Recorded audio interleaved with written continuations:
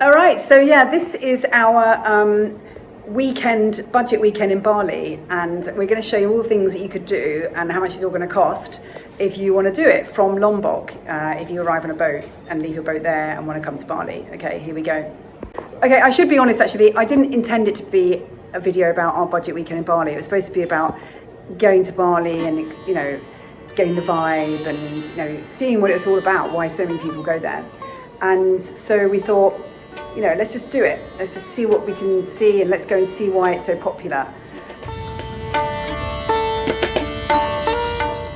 So the first thing was, do you take the public ferry or do you take the fast ferry? We were going to take the public ferry, which would involve a 2-hour drive down from the northwest of Lombok down to the southwest, 2 or 3 hours. Not too expensive, but a long drive. And then the ferry probably takes about 4 or 5 hours on the ferry. So I thought, no, let's not do that. Let's get the fast ferry and do it in an hour and a half from Padang Bai, and let's just get there quick and enjoy a whole extra day in Bali. That was not the case. So we arrived in Padang Bai and waited till 9 o'clock. And then the ferry goes to all the Gili Islands first, and it stops. It takes forever. I mean, by the time you get to Bali, it's actually about midday or even later. So it isn't as fast as you think. And also there is that thing about the actual ferry, which I must admit, I didn't feel very safe on that ferry because I think they overloaded it with people. And if they didn't overload it with people, they definitely overloaded it with luggage. To the point where a lot of people were sitting on top. This is a fast boat with 5 or 6 250 horsepower engines. That's not the kind of boat you sit on top, really, and especially when there's no seats, no life jackets, and no guardrails. So, but that's what people did, and I was also a bit worried about how top heavy it was getting. But they did that. They came down pretty wet after it, and I just sat the whole time down below thinking what I was going to do if it capsized. Anyway. We did arrive safely, phew. We eventually organised a taxi, 350,000 down to Denpasar, but it took a long time because of all the traffic. Woody found it quite interesting on the way because there's lots of stone masonry on the roadside as you go along.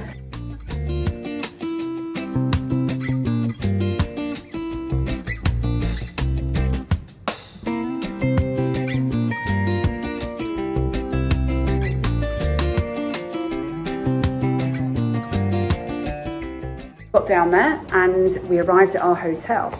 So the hotel we booked through booking.com, and I was trying to budget £30 a night. I managed to book 2 rooms for £25. The first time they put us down the basement and we said we'd rather be next to our kids, so they moved us into a twin room at the top. It's very basic, it's not particularly massively clean, it definitely needs some work doing to it, but it's somewhere to sleep and the sheets are white, so that's the main thing. So I got really excited because it's like drinking water free of charge, and I was a bit confused because everything's dismantled. I said to the guy, "Oh, is that free drinking water?" He said, no drink. So obviously they dismantled the filter. Bali is famous for its surf, so we headed straight down to the beach.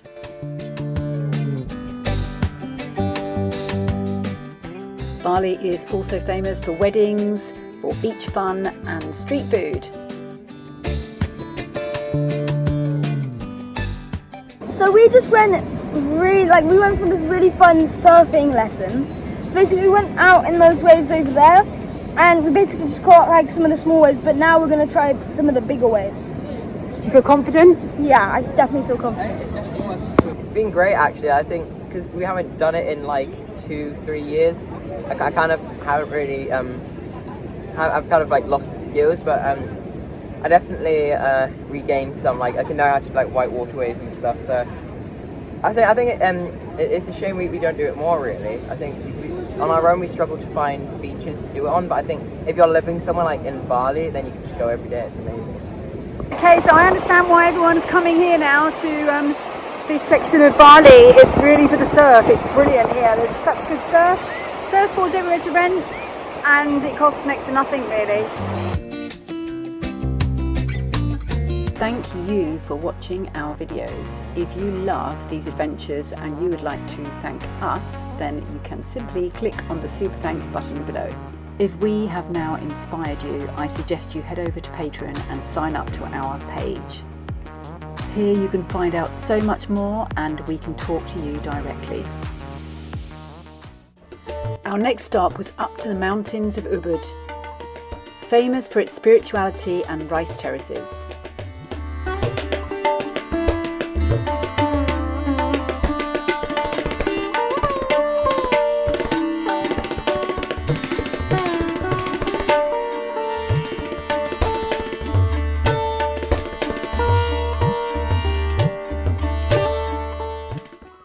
So for the next 2 nights in Ubud, we found some basic accommodation in the very centre of town.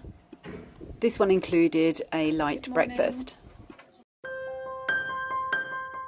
We booked a taxi further up into the hills towards the rice terraces and then we went walking.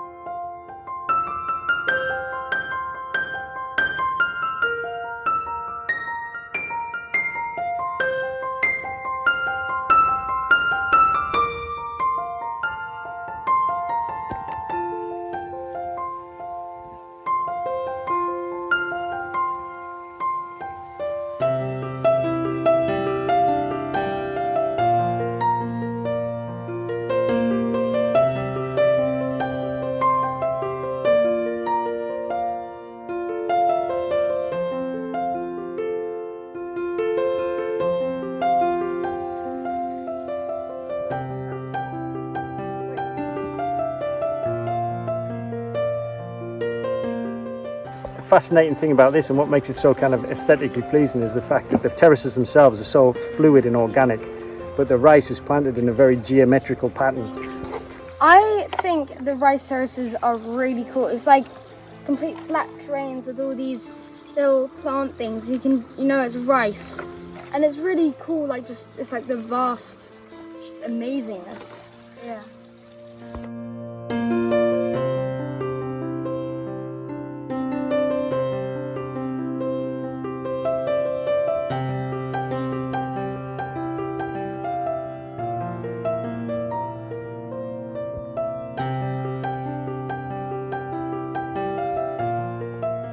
$20 days. 20 days, I like this, yeah. We've come over to these rice paddies, these rice terraces, and they are actually, operating terraces. They're growing rice here, and it's farming in action. But even tiny little patches, they've made these mud walls and they grow grass on, I think, to hold it together. And all the way around it, there's these irrigation systems. They're all coming from the mountains, and they've irrigated it so carefully. They just go around every single little terrace, and it's just amazing. It's without using any power, it's just a natural kind of source of water. So it is quite fascinating. It's very peaceful and calming. I find these like rice terraces really cool. It's almost like an art, like the way they make all the rice paddy fields.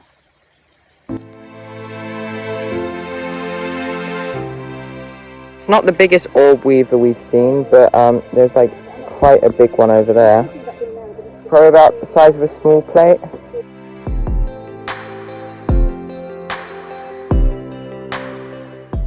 So as beautiful as this place is, and it undoubtedly is, I mean, it's really picturesque. Again, sort of the mass tourism thing, it's kind of overtaken a bit. It's kind of become more of a theme park, and you've got to pay to get in, and then each one of the farmers asks you for contributions if you take a picture of their particular rice paddy, or you want to kind of put a hat on and pretend you're a rice picker. You can actually hire dresses and go on a swing or a zip line, which flows out behind you when you're on them, and you can get a nice Instagram or TikTok picture. So as Woody says, mass tourism has clearly found its way up to these beautiful rice terraces. We did, however, manage to appreciate the beauty here, and obviously mass tourism does bring in a large income for the local population. Our next stop was to a coffee plantation house to find out how the most expensive coffee in the world tasted. And then we got to try all the different teas and coffees. This is Luwak coffee, which this area in Indonesia is famous for, and it passes through the digestive tract of a civet. Apparently I've been told that they call it cappuccino. And it's one of the most expensive coffees in the world. And basically these coffee beans, obviously they're like a tiny fruit. And what the civets do is they eat this fruit, they eat the flesh on it, and then basically they can't digest the bean, so it goes through them and exits. The fruit will come with the coffee beans together. This bean, the enzymes inside the stomach has basically processed it to, I think, break it down, like change the chemical composition of it slightly to basically make a unique taste. And people go out there and collect it and clean it and make the coffee out of it. So actually, the fruit will not touch the bean directly because they have the skin on there to cover the bean. Yeah, they have got like double skin here to protect, but we need to wash them again until we got the hygienist bean. And then the bean can be processed that become roasted like that. They change the flavor of the coffee. So, yeah, so the coffee that comes from the bean. It's very bitter. It's got like a fruity aftertaste as well.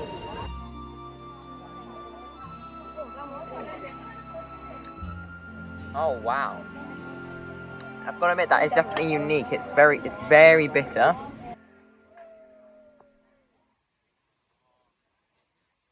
Vanilla coffee. That's like, it's actually creamy, yeah. Oh, I don't like ginseng. Let's try. Oh, I'm not sure about that. Okay, on to the teas. Mangosteen. Oh, bitter. Wow, that is fruity. Try that. That's nice, actually. I like that. One thing about these teas is that they're all very healthy to drink. So mangosteen prevents cancer. It's good for healthy eyes, skin and hair, prevents stress, helps digestion, gives vitality for men, and prevents prostate cancer. Lemongrass. Oh, that's sweet. Oh, that's nice. I love that. I'm definitely a tea person. Lemongrass tea is good for menstrual cramps, it acts as a diuretic, it's got health benefits, it detoxifies the liver, pancreas, kidneys, bladder and digestive tract. Rosella tea is good for coughs, urinating, softens the dirt, I'm not sure exactly what they mean, cools the body, anti-cholesterol, reduces hypertension and prevents cancer. And spice tea is good to maintain a healthy body. Imagine just by drinking herbal tea every day can prevent various diseases such as cancer, high blood pressure and high cholesterol. So I think the moral of the story is drink tea. Kind of mango. That's sweet. Ginger tea. Ooh. Try the ginger. Ooh. Okay, I'm just going to finish off with a bit of mangosteen. After seeing you and Mum try them, I'm a bit skeptical. Ooh, I can see myself drinking that. Oh!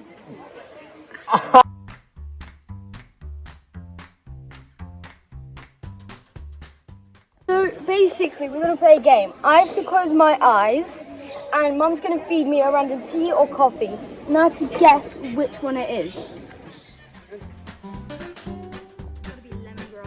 Oh, nice job. Was it coconut coffee?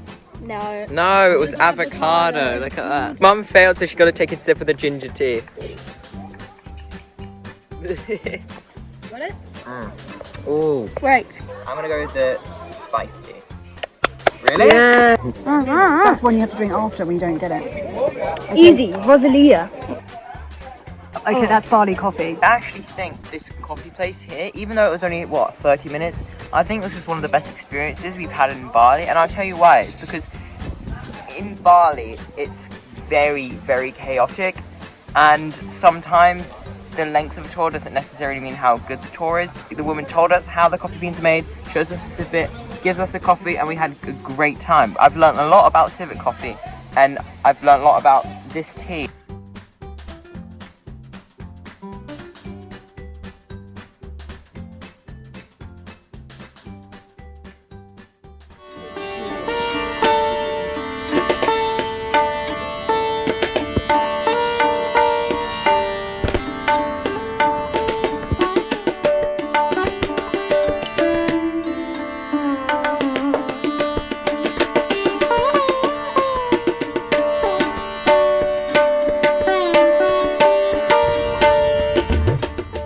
final things we wanted to see before we left Bali were the palace and a traditional dance.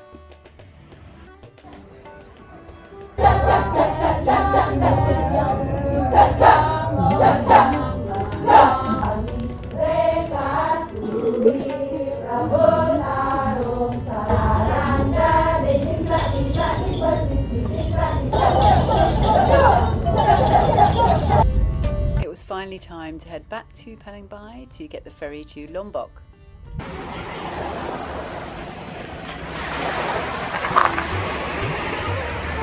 The drink. There's a lot of plastic, and it's all Indonesian plastic as well. They got the cups that the Indonesians drink water out of. So. And of course, stay tuned for the next episode because we are heading to Borneo.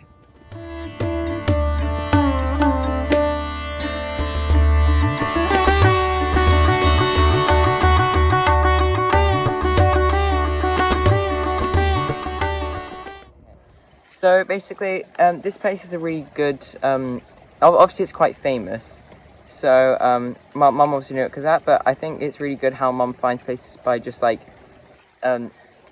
finding the taxis and stuff to get to these places. I love efficiency so much. It's amazing.